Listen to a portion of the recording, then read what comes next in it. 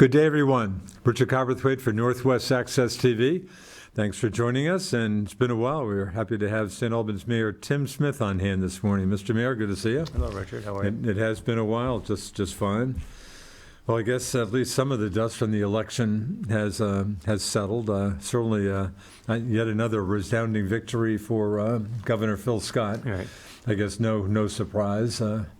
But boy, not the best news for the governor, with Democrats even picking up more seats in the legislature, now having their supermajority. So if Dem numbers hold together, they can override vetoes. That'll be interesting to see how that plays out. Yeah, I'd be curious to see how he maneuvers that. I think in the past he probably had not negotiated some issues, Yeah. and probably is going to be forced to try to negotiate. Yeah, that was certainly a criticism. Democrats saying, Right. hey, we haven't heard the governor never really got into this. Sounds like he'll have no choice but to pay more attention on whatever issues come up. I think that's going to be the case, right? He's going to have to.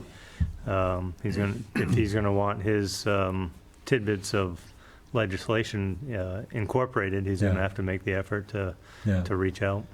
But So- pretty impressive effort. I mean, in this state, so democratic otherwise. I mean, what, another 70% of the vote or so? I mean, that's pretty amazing. It's amazing. There's no coattails, though, right? Boy, I mean, so Joe Benning didn't get much. That was the one statewide race. And the primary was obviously the election. What was that gap? 10,000? It was about 10 percentage points anyway. I think Zuckerman about was that 54 to 45, so it was about 10 points. That was the one statewide race that I thought might have some suspense, but as it went on, it just didn't seem like it. So Benning, not a terrible effort, but still a very decisive win for Zuckerman. Yeah, no. No, you're right. Not much in the coattail category there. And I'd be curious. I mean, the issue of the election was that that Benning made was that Zuckerman, the governor prefers not to work with Zuckerman. Right. And that certainly was the case before. Right. I'm curious to see if that changes at all. Yeah, that is curious. I mean, lieutenant governors do come into play sometimes. Obviously, ask Howard Dean. Right. So, that was a little concerning to me when Zuckerman was lieutenant governor with the pandemic starting, and Zuckerman saying, hey, I'd love to, be helping out the governor with this. He's not talking to me. And again, governor maybe accurately saw Zuckerman as a future rival and stuff, but it's still a bit of a sticky situation. That'll be interesting to see if that does play out differently. Yep. And Franklin County legislative delegation, some new faces, but again, Mike McCarthy, city councilor, Mike remains the only Democrat. I mean, I feel like Franklin County's a parallel or alternate universe up here with the state so Democratic. I think, in discussion with the city manager, Dominic Loud, and I totally agree with him that we think his perception, and I agree with him, is that it seems like the county's leaning a lot more right, but the city is leaning much more left. Seems to be the way it's playing out. Interesting. And I know redistricting came into play. I remember talking to Mike McCarthy months ago saying, how do you feel about your re-election bid? And he said, I'm feeling pretty good. I think the redistricting with his district now, that Joe Luno, certainly Joe worked very hard too. I give Joe a lot of credit. He worked very hard. But Mike said months ago to me, wards 1 through 4, I think that's going to benefit me. It's more Democratic with, of course, wards 5 and 6 and some of the town in KC2's district. Yeah. So interesting. And kudos. I interviewed just about all these candidates. I was pretty impressed. Again, you know what it's like to run for office. Nothing I know, but it doesn't strike me as the easiest thing. So kudos to candidates. I think a lot of those folks work very hard, including Lauren Dees Erickson. I was impressed. I guess she actually won the city part of that district by, I think, 50 votes, with KC2 easily winning the town part of it. And I think that's where that analysis that Dom came up. I think the city is much stronger on the Dem side. The thing disappointing for me, and I've heard from a lot of people, and disappointing, I'm guessing to you, is just the tone of the election. And you're talking even locally. Locally, yeah. Of course, I'd stay away from. I was reading, I've read some of Jim Levy's stuff. Jim very concerned about the lack of civility. Yeah, but and I would tend to agree with Jim. Really?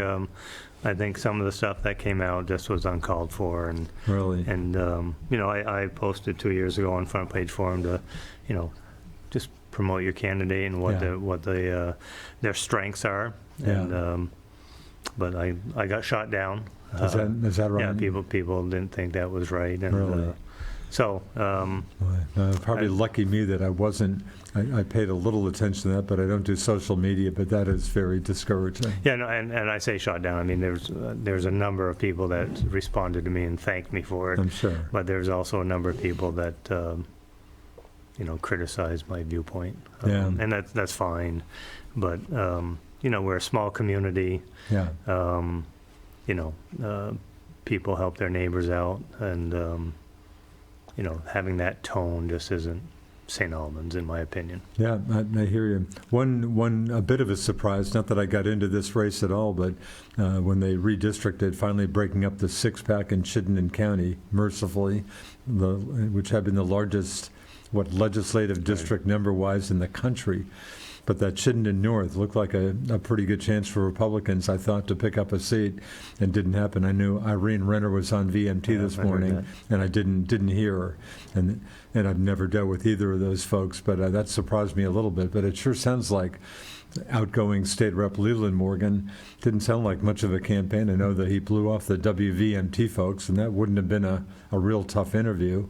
And I think forums, but is that right? Have you met Irene Renner? Do you know her? I don't know her at all. Was she on the House side? No, she won the Senate. She won the Senate. I'm but sorry. had she served? I think she was on the. I think she's on the Essex Select Board. No, she wasn't in the legislature. Okay. Her first legislative race. Yeah, I was. And it sounds like she worked. Talking to my good friends Nick and Sherry Haddon at tennis last night, who were Fairfax residents in that district. They just said she just worked incredibly hard. Yeah, I was surprised Morgan had not done better. Do you know him?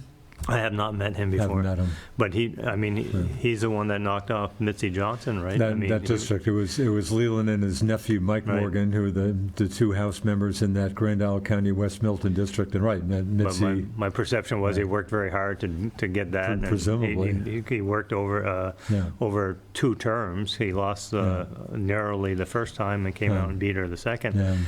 It led me to believe he had to put a lot of work into that to make that happen. I mean, Mitzi was Speaker of the House. Yeah. And maybe he just took it for granted that he had the support. But you never know. You don't know if there's other issues involved there. But yeah. Speaking of Mitzi, it was you probably saw this. If I saw it, it was a print ad I saw somewhere with Mitzi Johnson and outgoing retiring Senator Corey Parent getting together to support the reproductive liberty amendment. Yeah. You saw that. Saw that. Interesting. I chuckled at it. I mean, that's the first time I had seen Mitzi since I think she lost her speakership. I guess I was wondering what role they both played. They're both one's headed out of politics, one's been out of politics. I'm not sure if whoever did that pamphlet thought they still had a lot of pull. I don't think they do, but I chuckled at it. Did you, speaking of that, and again, that no surprise, especially with Roe v. Wade being overturned, I think conventional wisdom was that would pass easily in Vermont, which it did, I think, about 3-1. Yeah. But I've got one of my very good friends is very strongly pro-choice person, and she kind of figured it would lose in Franklin County. And did you happen to see the numbers for Franklin County? I didn't. I mean, I think it lost in Franklin County, but that's I what don't she kind of figured. I don't know what the difference was. Yeah, but statewide and easy, and of course the banning slavery, big surprise at that. I trust that picked up 90% or more. Anyway, just coming off of Veterans Day, I seem to be usually on the road, and for Veterans Day, a lot of times I'm on D.C. for a week or so in November, but I caught Veterans Day in St. Albans. And again, I should know we're taping this show on Tuesday, November 15th, but boy, I was impressed. I hadn't caught a Veterans Day in St. Albans for a while. Good crowd. I just was impressed, and the kids. I know Bernie Sanders, I don't think is your favorite politician, but Bernie was there, and certainly I'm sure he was, and I guess credit to Bernie. I mean, Bernie's obviously had a pretty good career, and I think early on I mean, I think he's always paid veterans issues a lot of attention, which politically a smart move, but seems to really buy into that. But I know he was impressed with the kids' involvement, students' involvement. And kudos to yourself, Mr. Mayor. Thought your speech was good, and I love it when I hear a politician, if I can use that word no, for don't you. use that word. Huh? An office holder. But I know I was just struck by your candor, just saying, hey, when I talked to my kids about Veterans Day, they didn't seem too excited about it, and you said, hey, I blame myself for that. But I was impressed when I hear comments like that. But it was a good day. Yeah, no, and I think Bernie, they haven't reached out, from what I understand, for the last 2 years. Bernie's been here. Oh, is that, where did Bernie come from? Did they reach out to him? No, they many years ago, I say many, 3-4 years ago, they reached out to him. Huh. But in the last 2 years, he has reached out to come here. So Okay. no one did the outreach to get Bernie here. He contacted and said, really? I'd like to come. Interesting. And I think a couple of things come into play, I think. Leahy was in Burlington Right. for their ceremony. Yeah. And I don't think they want to duplicate Yeah. that. Yeah. But I think he likes the fact that the students are there, Yeah. both from the elementary side and from the high school side. Fairfield, everybody was Fairfield there covered. as well. Yeah. So I think he enjoys that. I think I commend him. It's not going to make a difference to him whether Right. he shows up in St. Albans or not. But Yeah. so I commend him for making that effort and bring his team up. I think kudos goes out to the teachers, the band teachers, Mr. Kelly and Mr. Bushy at the BFA for bringing their bands every year. Yeah. John Coffey and Craig Cattell formulating, bringing all the kids together, organizing that, signage and all that. Yeah. So I think a lot of people have taken it upon themselves to make it a success. And, I think I think both events, and that's my fifth Veteran Day Wow. that I've had to speak at. As the presiding mayor. Right, and the numbers have grown significantly over those 5 years, which it was 5 years ago was almost embarrassing as to. Yeah. And the difficult that we face is when the 11th, which will be next year, is going to fall on a weekend. Oh, is that right? Didn't So even think of that. So we're not going to have the students there. We'll have some, but not to the level that Right. we've had. So it'll be a little bit of a change next year. But you had 4 speakers who you saw from the 4 schools. Yeah. And the kids were great. Hey. All of them were excellent. Yeah. No, I was really impressed. But when I just walked up there and saw the crowd, I was kind of blown away. Yeah, no, it's a great event for the community. Yeah. And some nice comments from Brian Delorier representing the town. Brian I guess did very vice nice. chair of the select board. But no, it was an impressive event. Nice to see it getting some media attention. Steve Gagne from 14 Star, and I thought veteran that was as well. so. He is a 14 star. I mentioned that to somebody, and they said, "No, I think you have the wrong person." No, his resume was impressive. Wow, very impressive. In fact, of course, he made the joke, and it was kind of accurate. The nice lady who was doing the intros, I mean, quite the intro to Steve Gagne. And then when he gets up, he said, "Hey, you're going to probably be happy to hear my speech will be shorter than the intro." And I think he might have been right about that. Yeah, no, he did a nice job. But so it was a good day for St. Albans. Yeah, it was. And the weather held off. And Weather did hold off, yeah. In fact, boy, the forecast was a ton of rain. I think even Burlington picked up 1.5 inches. I just didn't notice that much rain from. mostly at night, I think it came. It did. We got some. Once it got dark, it was hard to pick up on it. But I think mostly at night is when we got it. So. And again, it sounds like, taping this show on November 15th, sounds like tomorrow we might actually see some snowflakes around here. Feel the city's ready to take on winter? I think so, Hopefully. yeah. I mean, with the weather we've had the last 6 weeks. Pretty easy weather. They've had a few water breaks, but they've had time to focus on getting ready. And, this is, thank you for bringing that up, Richard. I mean, we've got a public works crew that's been there as long as I've been mayor. So Wow, they've is that been there. right? Wow. They've been there 5 years. Wow. We received a number of complaints their first winter because they were all new. Yeah. And they hadn't mastered the art of plowing. Yeah. And second year was much better, and now they're all veterans relative to plowing, and we've kept the same this, I was going to say core, which would lead you to believe we've got the main people, but we have kept all of them the same for 5 years. Wow. In this day and age, Boy, that helps, huh? it helps a lot, and it's and a lot of compliments. I just saw Richard Stahl. They did a project up on Upper Weldon. He could not say enough about them, and we hear it all the time. They do a great job, and we get a lot of compliments regarding the city and how it looks. And those guys, they're largely responsible for that. That's right. Marty Manahan still the PW director. Yep. Among his other jobs. In fact, speaking of which, and I didn't get a chance to grab him and talk to, I think, Alan Robto. I think Alan walked by me at the Veterans Day observance, but Alan from a didn't have a chance to talk to Alan. Does Alan still get some calls about issues? Or? Well, I think he does, some people following up on a few things, but All right. Alan, Alan's career at the city speaks for itself. I mean, Yeah. he knows every sewer pipe and every water pipe and where they go, and and he was a great asset for the city over those 41 years, I think. Wow, is that right? Yeah. Oh, that's impressive. So here we are in mid-November to Thanksgiving looming. City Council is starting budget work. Is that underway or still a little early? No, we met last night, and that budget wasn't discussed at all. So we usually start in December.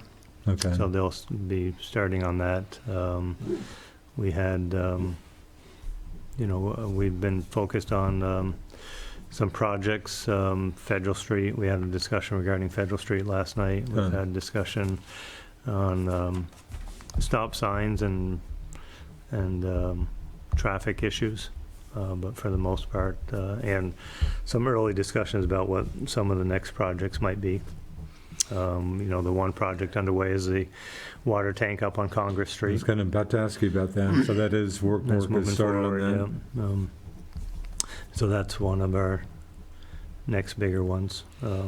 Any major issues coming up at town meeting day, annual city meeting, or too soon to say? Too soon to say. Yeah. We're trying to focus in. This is we're coming up on our last year of the tax incremental financing district. Yeah. And we want to make sure we use that to its maximum benefit. And that's what the projects we're looking at. We're trying to figure out which ones we may put up for TIF financing. Yeah. And speaking of which, my land, of course, was a huge part of your TIF success. I'm noting when I see ads as they're trying to hire more workers like everybody else. I guess now part of the Viatris, am I pronouncing? Viatris. Sorry, Viatris. Yeah. Has that made any difference in what's going on locally? Does that mean? Not to me, not to the city. I think they continue to work, status quo. We haven't had any. I know they did a job fair up at the Greg Brown Lodge probably a month ago.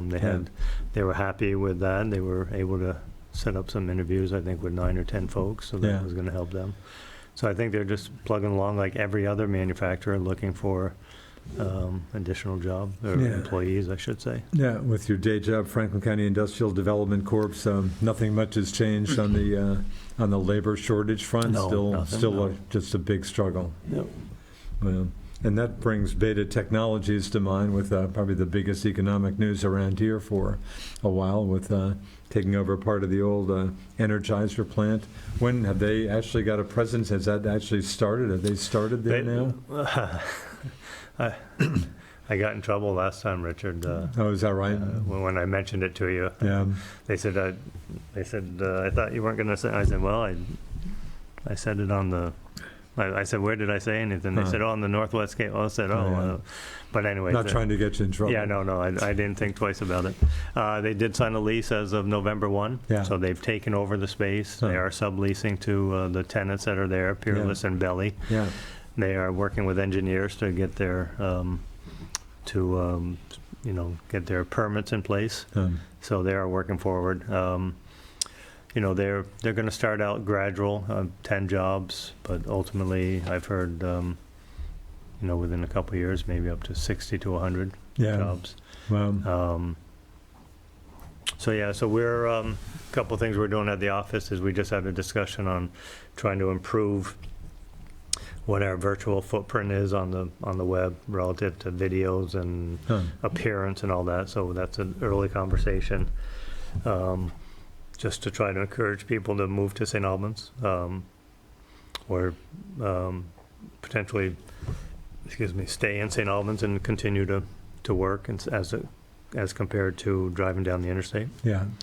And boy, and that sounds like your key. That sounds like the easiest. Not that it's easy, but exactly the right. best way to get some more people up here. You know, the city, or workers. The city itself hired 2 individuals that were traveling to Burlington. They love the fact that they're 2 miles from work.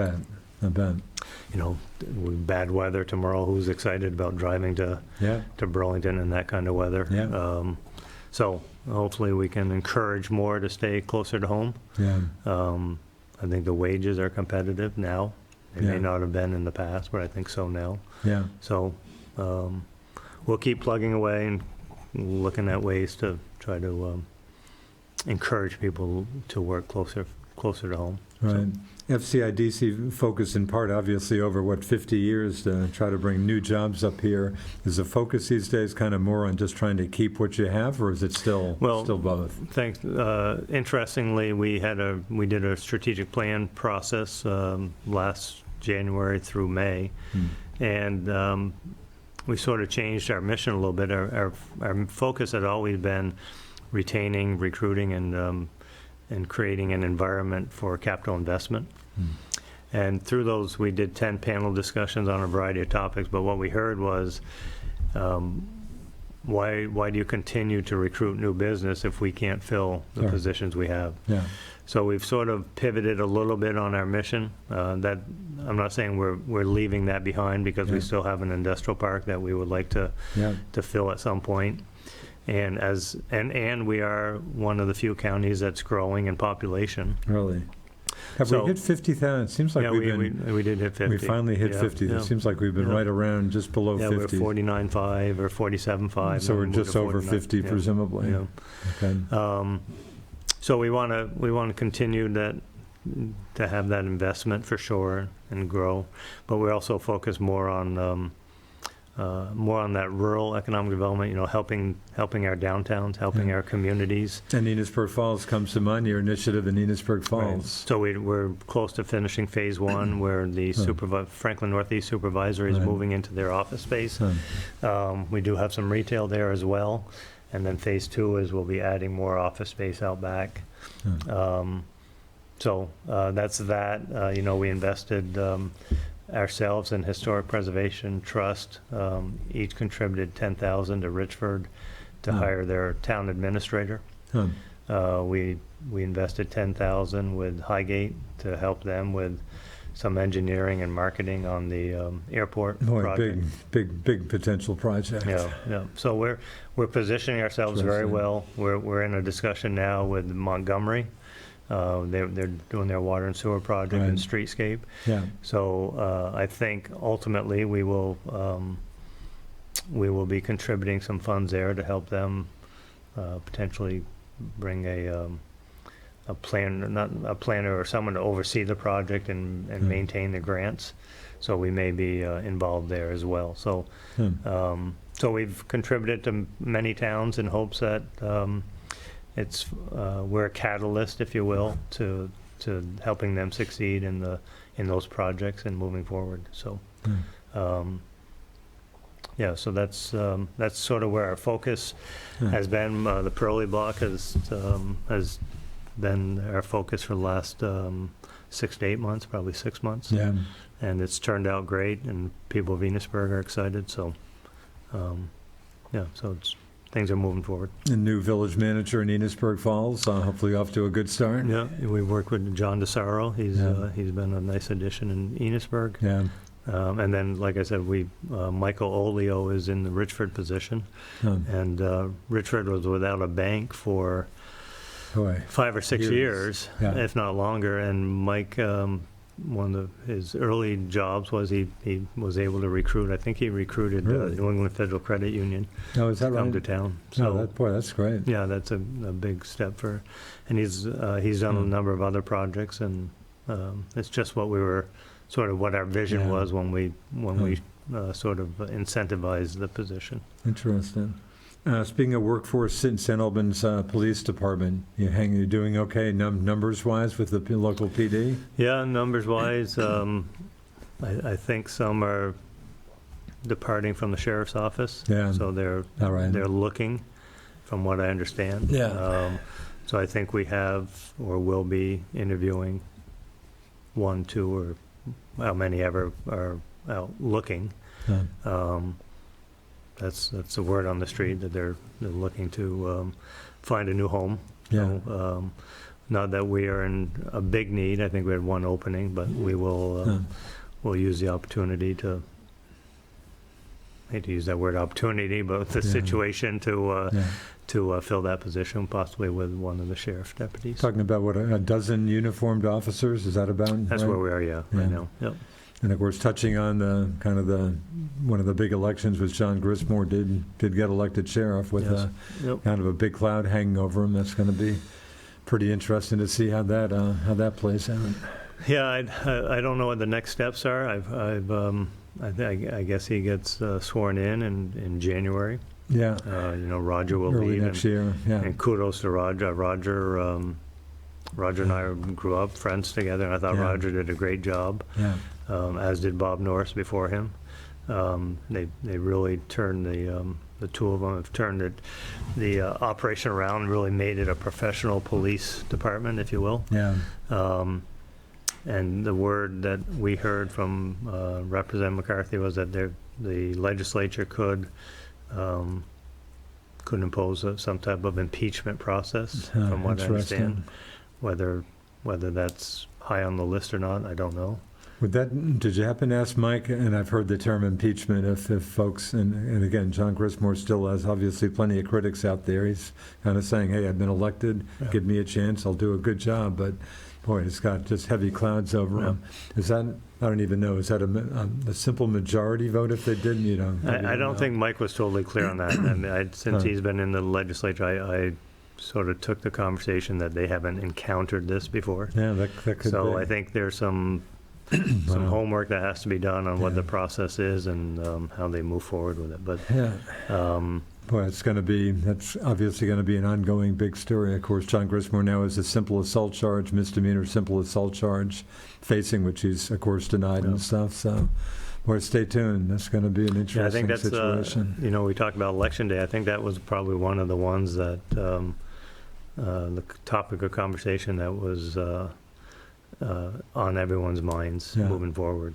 And a lot of write-in, Mark Lauer. I mean, a lot of write-in votes. Gail Messier, not as many, but I mean, a decent effort. But boy, as we talked about, just so tough to win a write-in campaign. Maybe in a single town it's easy, but when you have to do 17 towns, and that's pretty tough. Although, for the record, Kelly Fitzgerald Goslin, her first term as side judge, was write-in. Oh, is that right? I think her father, the late great Jimmy Fitz, I think probably killed himself big time. But Kelly did win as a write-in the first time. And speaking of that office, I guess kudos to Josh Aldrich. I didn't think there was any suspense with Kelly winning another term and Jay Sweeney. And I guess I still haven't seen numbers. I think Josh just barely beat Jay for the second spot, I think by like 9 votes or something. The messenger graph had, I didn't see the Josh final. just slightly ahead. And I never saw official numbers, but I think Josh Aldrich got the second spot there. In a very closely contested 3-way race for the 2 spots for assistant judge. I mean, and I felt for you folks doing your show on Tuesday night. We're unfortunately down to under a minute here. But Tuesday night, you didn't have any numbers Right, because we had interviews because the write-ins took so long to tabulate. So it didn't. I guess city wrapped up at 11 o'clock, so it was an hour past your time. Unfortunately, down to about a half minute. Mr. Mayor, any quick comments about St. Albans? Yeah, Festival of Trees coming up. There's going to be a laser show instead of fireworks, and it'll be interesting to see how that turns out. Running of the bells a week from Thursday. Running of the bells, yeah. So some good stuff. A lot going on. Yeah. Anyway, well, good to catch up with you and stuff. We could probably take in another half hour, but appreciate the time. And yeah, it looks like winter season. I think, again, with some snow in the forecast for tomorrow, I think folks will be thinking winter. So hopefully we'll fare okay. Yeah. Thanks to St. Albans Mayor Tim Smith and producer Alan Cunningham for doing all the hard work back there. I'm Richard Cowperthwait. We'll see you next time here on Northwest Access TV. See ya.